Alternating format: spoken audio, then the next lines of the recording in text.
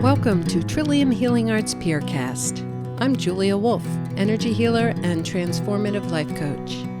In these episodes, I sit down with members of the greater healing community to talk about ways to facilitate our growth, evolve into our true selves, and manifest our dreams. Here, we dive into the art of healing. I have my dear friend Wendy Goodwin with me today. Wendy is an acupuncturist with a varied background in working with people in the field of healing and development. Here we will talk about the power of language and how our language affects us at a subconscious level.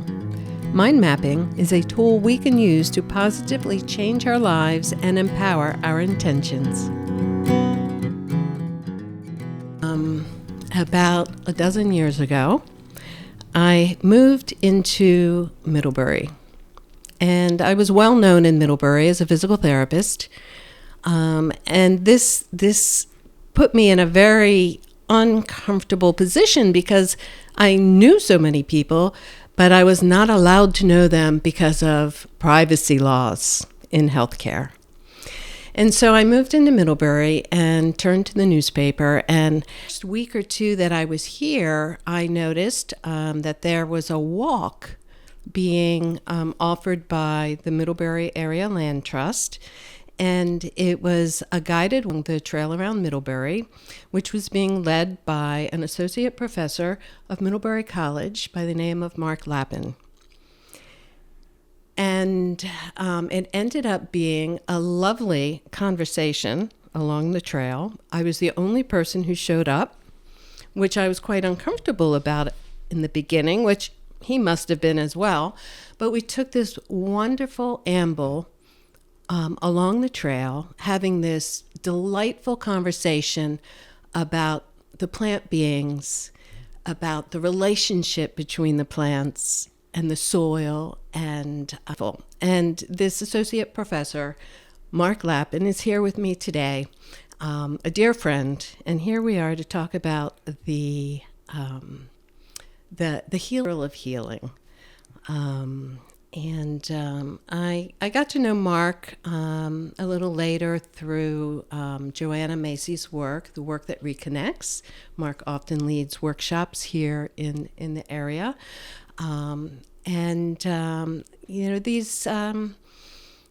These pause as I get my thoughts. Anyway, this is a nice long pause, and so I'm going to come back into introducing you, Mark. I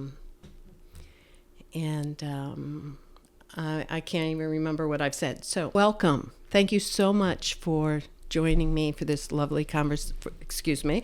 Thank you so much for joining me for this conversation. It's great to be here. Thanks for asking me. I think we're going to talk about some things that I could talk about for long, long periods of time. Oh, I'm sure. But I'm at my best ambling in the woods or fields or wetlands talking about plants, soil, and land. Yes, and the environment. I invited you to walk with me on my property down in Brandon, and to talk about how I could restore some of the damage made because of trying to get a driveway to where I would like to build. And it was just talk and to notice, be able to tell me what kind of soil I had.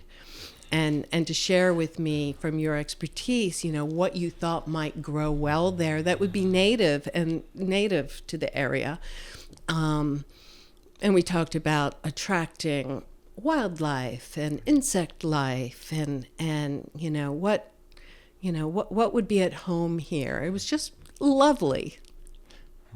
That was a lot of fun. What would be at home here? Who would be at home here? Who? Yes. Yeah.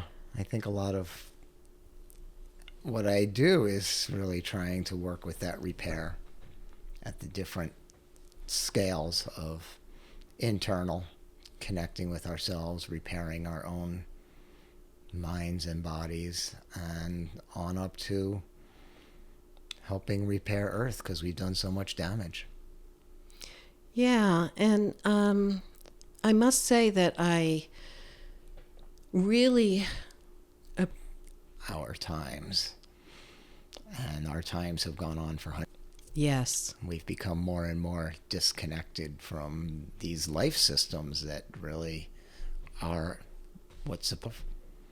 We don't understand them, our words of this, but that connecting with our whole bodies, our whole beings, is really what I try to. I think that's the start of all of healing this disconnection disease that has led to a lot of personal and societal pathology.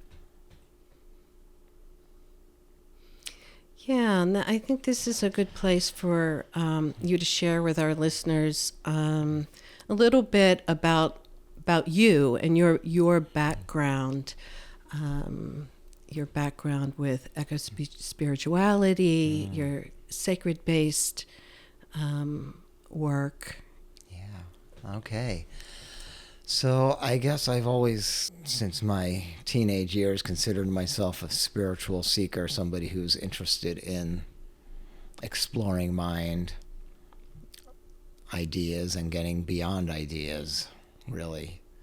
And so I really have kind of explored that for most of my life now. And I was exposed to the natural world in kind of in the Chesapeake Bay area, Wallops Island, and running through salt marshes and just being in the stinkiest muck I'd ever known and still have. I love this. I love this being just playful, childlike, wide-eyed and open, and I want to learn more about this. And so I pursued ecology. It took me a while to consider myself a scientist, actually, because science, as many of us in our society learn, it has to do with microscopes and cells and molecules and atoms, and that wasn't my kind of science. I resonate more with the scale of organisms, plants, birds.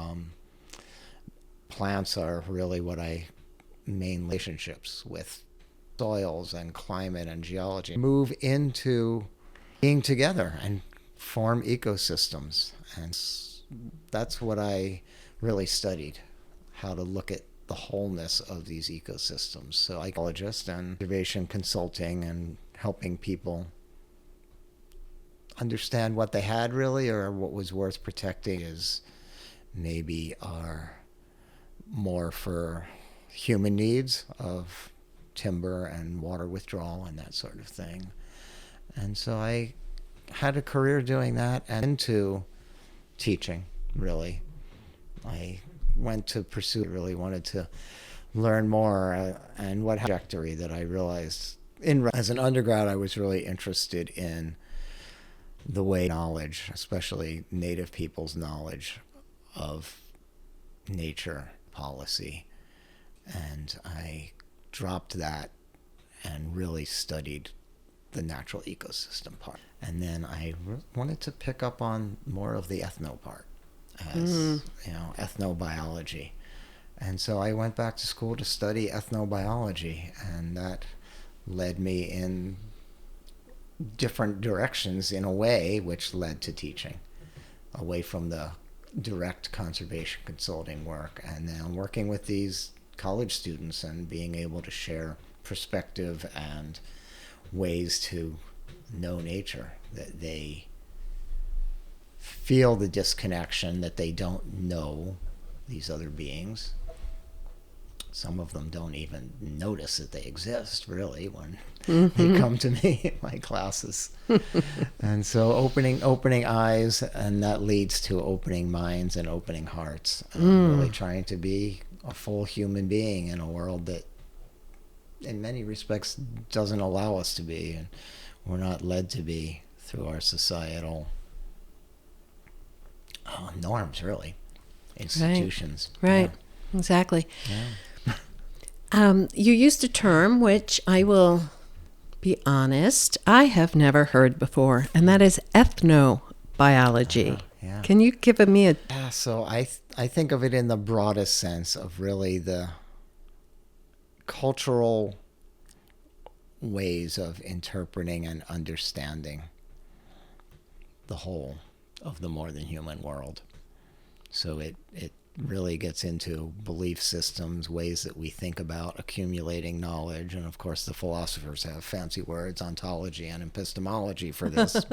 But it's really about what we see and understand and the constructs that we humans create to categorize and describe things that are really flowing wholes that are interrelating. So I started thinking about ethnobotany and then realized, but I look at whole landscapes as much as or more than I create differences. And Yes. so that's ethnobiology, and that's the way humans relate, going even deeper than the idea of what we need, but that, you know, we think about nature in certain ways, and that allows us to manage it in certain ways. Yeah, yeah. And that's how I would have attempted to define that, but it's a word that I had not heard before. So thank you for that. And that takes me to that makes me think about the New Perennials project there at the college, and I got to know more about it 2 semesters ago when I was invited to work with you in that project through the Heal. I got to work with a couple of young women who were just delightfully curious, which was very exciting. And we really had a great time talking about different ways of knowing. And maybe you can talk a little bit more about the college's project. The New Perennials project comes through the Land Institute in Kansas, where they were really in the forefront of breeding perennial plants so that we could grow our food without plowing every year and replanting seeds. And the vision is perennial polyculture that would be really simplified prairies where, you know, we could have numerous plant species. So right now, to provide most of the calories for humans, we plow the earth and grow grains, and we grow oilseed crops and legumes with a lot of calories and fats and proteins, but they're replanted every year. And so the New Perennials project is looking at our social institutions, our ways of thinking and being that might accompany that sort of when growing our food, rather than our agro-industrial model. And even prior to agro-industrial, when people decided we can grow these foods and store them, and all sorts of ways of thinking and power structures and neural networks, I believe, developed through that.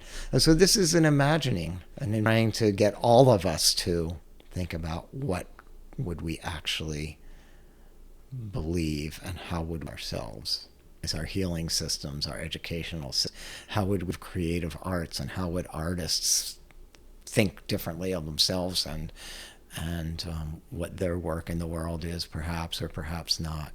How would faith communities be organized, and belief systems and rituals and practices? And so that's a fun project, and it really fits me perfectly because I love to think about these wholes and think about how these ecosystems. When I was doing consulting, I got to walk for thousands and thousands of acres of, you know, in Native American terminology, you might say the original instructions.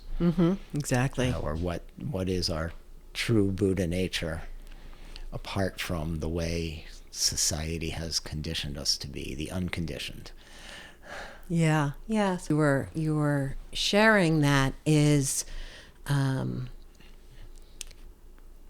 new ways of thinking and examining our beliefs and taking a look at the whole picture. And that just connects right back to the whole healing process, whether we're talking about our individual life or our government or our food sources, you know, is having that awareness, you know, to really look at a facet of ourselves. In Joanna Macy's work, the works I love the image, and it's what led me to your first workshop, that image of the dandelion, and it starts with the roots, and at the roots, it says gratitude, and then where the roots turn into green, and then we come into the flowers, and it says with new eyes, seeing with new eyes, and then to the dandelion, with its seeds blowing off into the wind, going forth, and it's all in a happen to those dandelion seeds. They're going to start over again, create new roots, and we take a look at agriculture, and at the birth of agriculture, it was amazing. Could feed ourselves in ways our life became easier, and it was revolutionary, beautiful, and we have to honor that. Right. Yeah. Right? That's part of it. Honoring all the wisdom, the human wisdom, the ability to work with all of this. Exactly. And we honor that. It. Yeah. And but if we flash forward to today, that practice is destroying the earth. Right. Right? Yeah. But we can't erase no going back. There's no going back, and we can't demonize it either, because That's right. So a lot of the practices in the work that reconnects are really helping us to not demonize these things, which we see as very painful and very stressful, the legacies of things that we wish we didn't have to deal with. But honoring our ancestors for doing what they did let's start over. Honoring our ancestors for doing what they were doing, knowing that they were doing the best thing that they understood could be done for themselves and for their future children and grandchildren. Absolutely. And it's so easy to look at the earth today and think all those horrible people that created these systems which we feel imprisoned by, really. And even today, just a few weeks ago, some of my students in discussion were saying, I feel like I was born at a wrong time.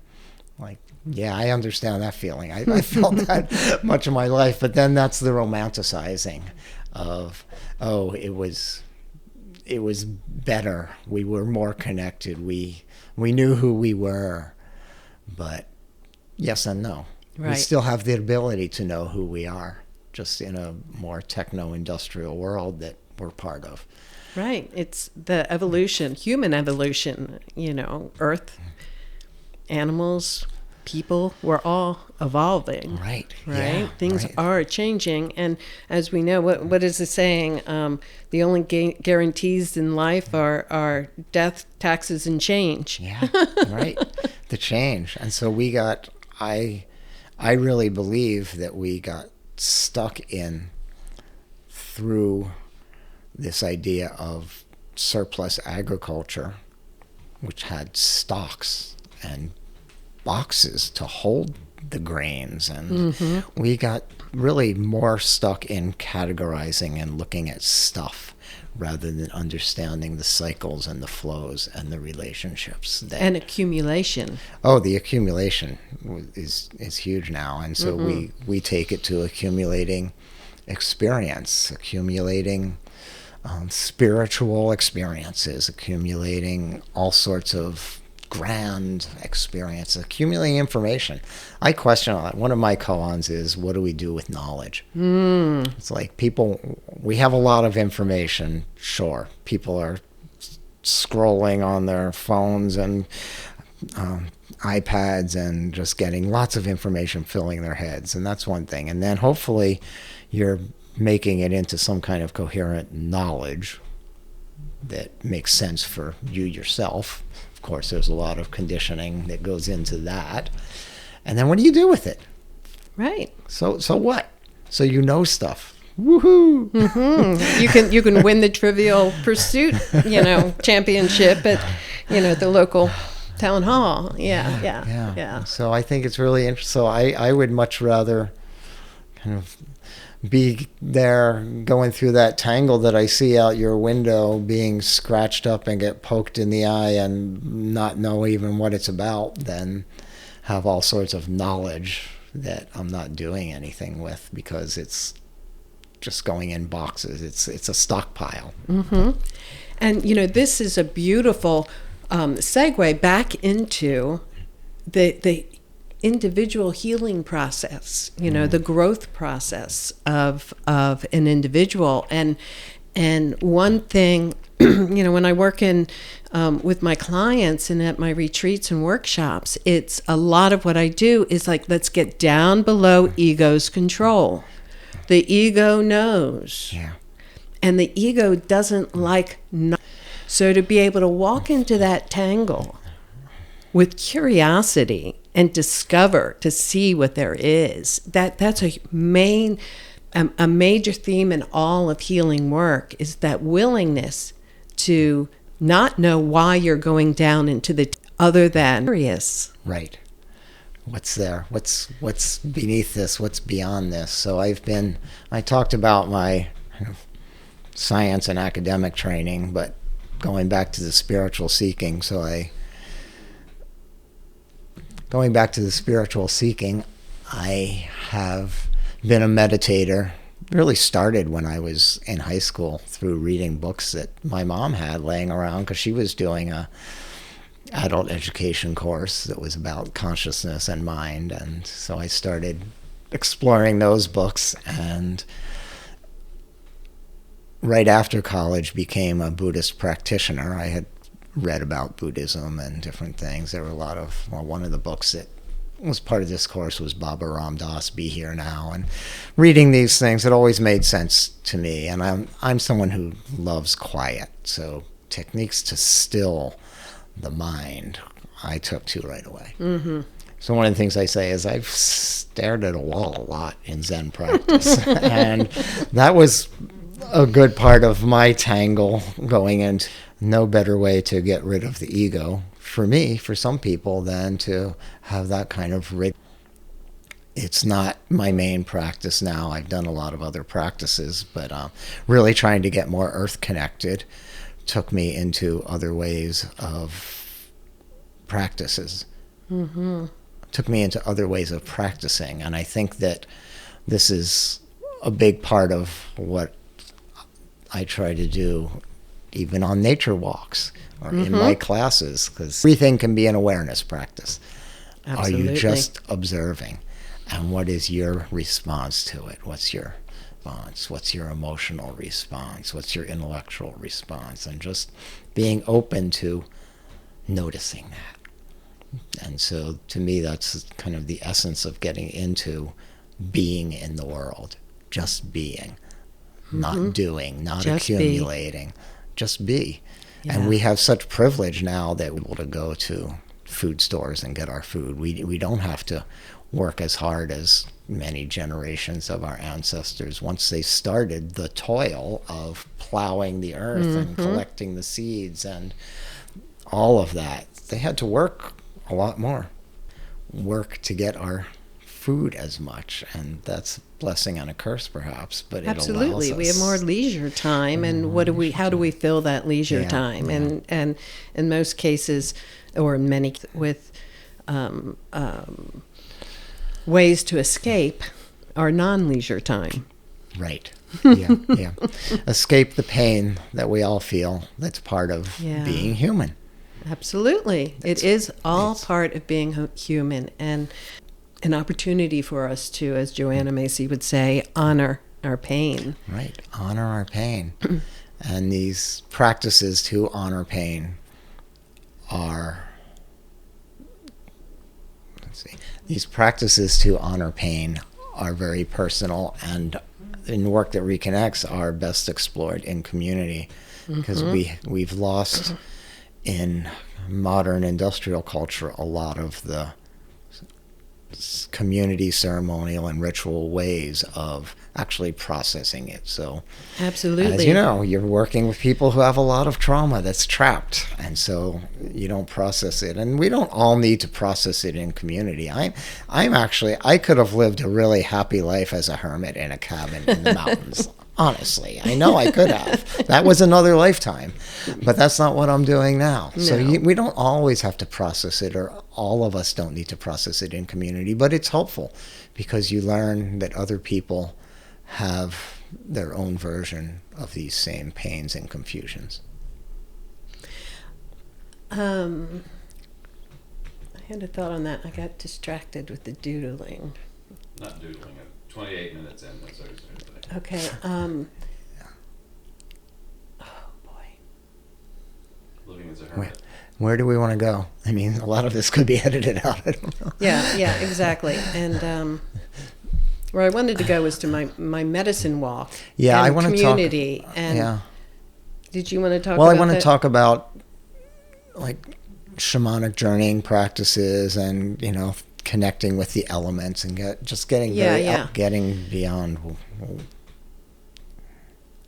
Mark, that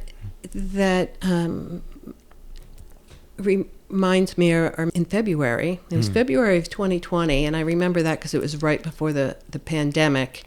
And I remember in hindsight being very grateful that I had done it when I did, because otherwise I couldn't have had the coming back to my community aspect of it. And this was a healing walk that I had taken. There were issues in my life that I was having trouble letting go of. At an intellectual level, I knew things were in my past and that I let them go. But in a reality level, they kept rising up in my life, and I'd get the adrenaline that goes along with it, or, whatever. So I woke up before dawn, and because I was going alone and it was wintertime, I didn't want to risk getting lost, which actually was pretty easy because there was snow and I could follow my snowshoe tracks home. But before dawn, I went to Abbey Pond Trail, and I headed up that trail until I was moved to go off trail and just explore through the woods. And my intention was to quiet my ego, to be able to get below that aspect of. I hope you enjoyed this conversation as much as I did. If you want more information about this episode, visit us on the web at theyurt@trillium.com and click on the Peercast tab. A special thanks to Steve Devoni for the production of this Peercast. Thank you for joining me, and may our paths cross again.